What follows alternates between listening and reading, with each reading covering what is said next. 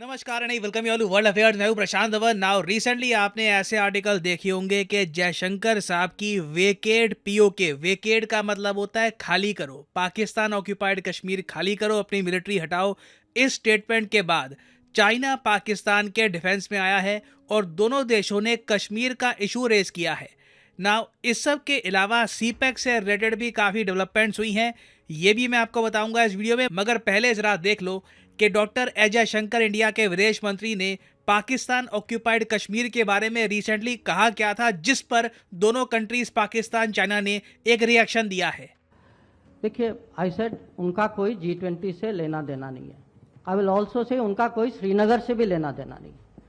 There is only one issue to discuss on Kashmir, which is when does Pakistan vacate its illegal occupation of Pakistan occupied Kashmir. That is the only issue up for discussion.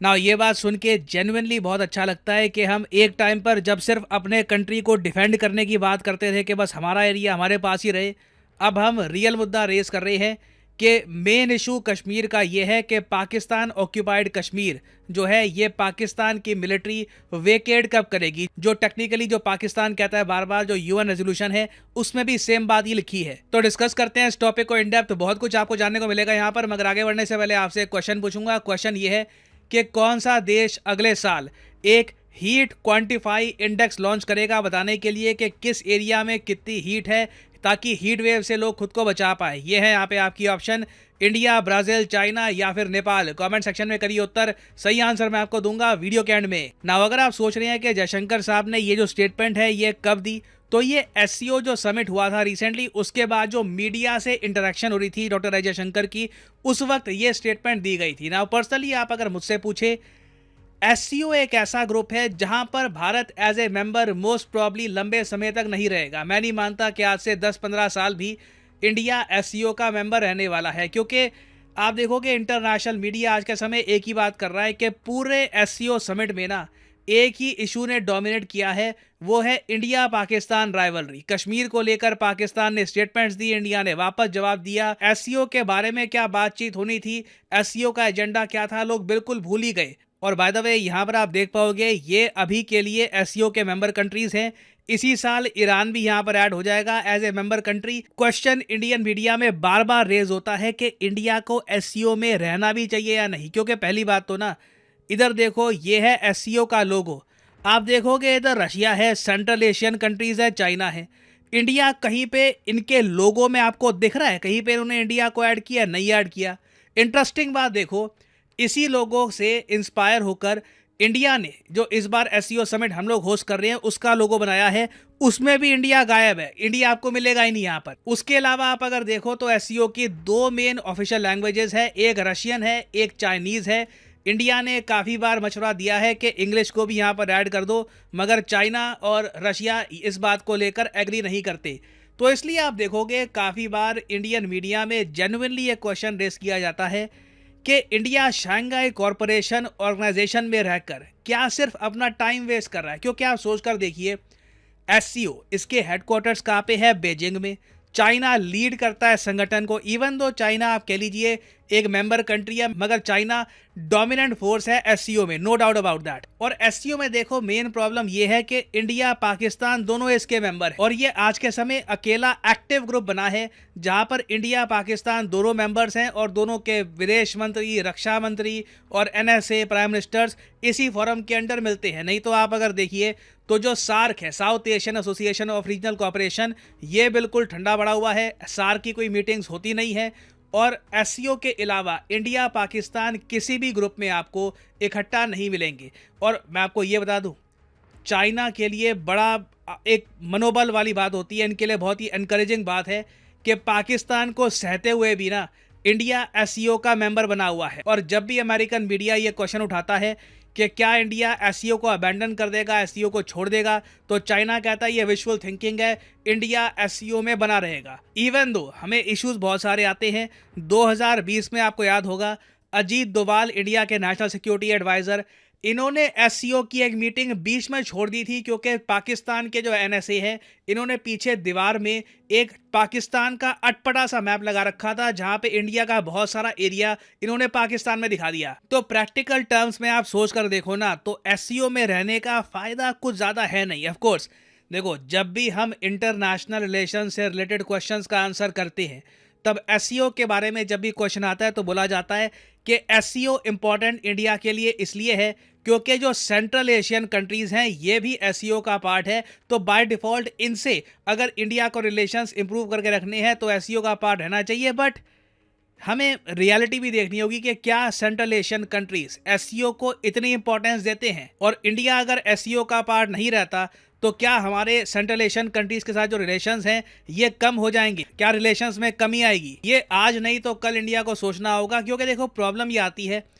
कि SCO के platform पर बहुत बार CPEC को promote किया जाता है, China Pakistan economic corridor. उसके अलावा एससीओ के 2 मेंबर खुल के काफी बार इंडिया की जो पोजीशन है कश्मीर को लेकर उसके अगेंस्ट बात करती है। अभी रिसेंटली हुआ, चाइना के जो विदेश मंत्री हैं क्विन गैंग, जी हाँ क्विन गैंग इनका नाम है, इन्होंने इंडिया में एससीओ का समिट अटेंड किया गोवा में। उसके बाद सीधा ये चले गए पाकिस्तान में और वहां पर कश्मीर का इशू रेस कर दिया।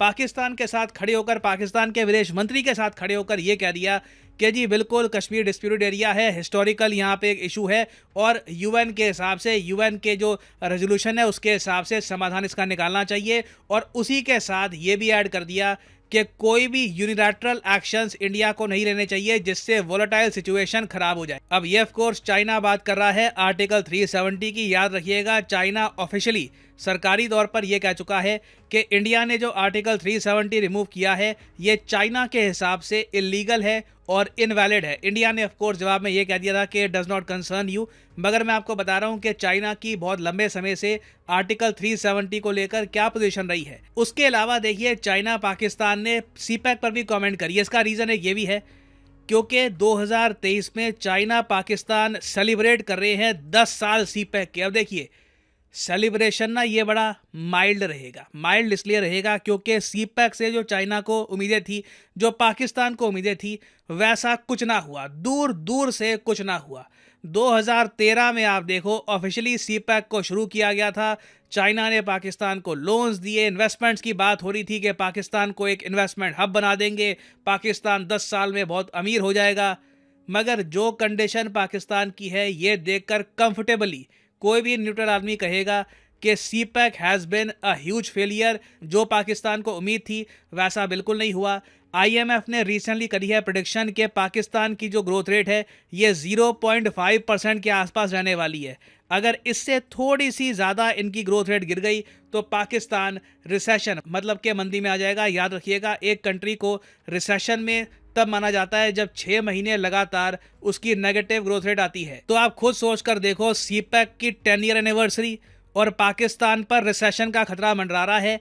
फॉरेन एक्सचेंज रिजर्व्स इनके पास बचे नहीं हैं। लिटरली खुद इनके फॉर्मर पीएम, जो भी बनता है इनका फॉर्मर पीएम, खुद ही कहता है कि पाकिस्तान भीख मांग रहा है। लिटरली वर्ड्स ये लोग यूज करते हैं अपने देश के बारे में कि भीख मांग रहे हैं, हम जाते हैं लोगों से पैसा मांगने के लिए। और उसके अलावा आप अगर जीडीपी के एस्पेक्ट में भी देखो तो बांग्लादेश ने भी कंफर्टेबली पाकिस्तान को बीट कर दिया है नॉमिनल जीडीपी के मामले में। तो ओवरऑल आप अगर देखें, सीपैक एक बड़ा फेलियर रहा है। और ऐसा नहीं है कि 10 साल हो गए, अब बस 5 साल में आखिरी के जो प्रोजेक्ट्स हैं कंप्लीट हो जाएंगे और पाकिस्तान एक ह्यूज जंप मारेगा। नहीं, ऐसा भी नहीं होने वाला। अभी देखिए, सीपैक के जो मेन 15 प्रोजेक्ट्स हैं उनमें से सिर्फ 3 के आसपास कंप्लीट हुए हैं। उनका भी कुछ खास इम्पैक्ट पाकिस्तान की इकोनॉमी पे हुआ नहीं है। तो बाकी जो प्रोजेक्ट्स हैं इनको कंप्लीट करने में आराम से 10 साल और लग जाएंगे, क्योंकि पाकिस्तान में याद रखिएगा पॉलिटिकल इंस्टेबिलिटी एक मेजर इशू रहने वाला है। बट इंडिया का सबसे बड़ा कंसर्न यही रहेगा कि एससीओ के मेंबर हम बने रहें या ना बने रहे, क्योंकि एससीओ के अंडर इंडिया की टेरिटोरियल इंटेग्रिटी को वायलेट करके एक प्रोजेक्ट अगर बनाया जाता है तो इंडिया को यह स्वीकार नहीं करना चाहिए। तो फाइनली यहाँ पे मैं आपसे पूछना चाहूँगा आपका ओपिनियन, क्या आप मानते हैं कि India is really wasting it's time in SCO, या फिर आप मानते हैं कि नहीं, एससीओ में बने रहना हमारे लिए बेनिफिशियल होगा लॉन्ग टर्म में? नाउ फाइनली वापस आते हैं, कौन सा देश हीट इंडेक्स लॉन्च करेगा अगले साल? सही उत्तर है हमारा प्यारा भारत, इंडिया। यहाँ पे आप देख पाओगे द हिंदू का आर्टिकल है India will get its own heat index to quantify heat impact next year. ये आईएमडी के चीफ ने रिसेंटली कहा है। इससे लोगों को पता लगेगा कि हीट वेव कब आएगी, कितनी आएगी, ताकि लोग उसी के हिसाब से अपने ट्रैवल्स, बाकी जो प्लान्स हैं उनको मैनेज कर पाएं। और फाइनली यहाँ पर मैं ये भी ऐड कर दूं कि लाइफ में अगर आप एक बार प्रॉपरली एक एग्जामिनेशन की तैयारी करना चाहते हैं, घर बैठे या काम करते हुए कहीं भी, तो अन अकेडमी के क्वालिटी कोर्सेज आप परचेज कर सकते हैं at a heavy discount. Simply जाइए कमेंट सेक्शन में, यहाँ पे आपको मिलेंगे एग्जाम्स के link. For example let's say आप प्रिपेयर कर रहे हैं यूपीएससी के लिए, तो यूपीएससी के लिंक पर यहाँ पे आपको करना है क्लिक, और यहाँ पे आप कर सकते हैं परचेज यूपीएससी का कोर्स, जिसके अंडर प्रीलिम्स और मेंस दोनों यहाँ पे आपके कवर होंगे। अगर आप चाहते हैं कि सिर्फ 3 महीने का कोर्स परचेज करना है या 6 महीने का फॉर द प्रीलिम्स, ये भी आप कर सकते हैं परचेज। मगर जो प्राइसेस यहाँ पर लिखे हैं ये कभी भी पे मत कर देना, सिंपली कोड यूज करो PD10 और अपने आप प्राइसेस गिरने स्टार्ट हो जाएंगे। You will be able to save a lot of money, so use the code PD10 and save money. So इसी नोट के साथ ये है वीडियो का अंत। Thank you for listening and as always God bless you all.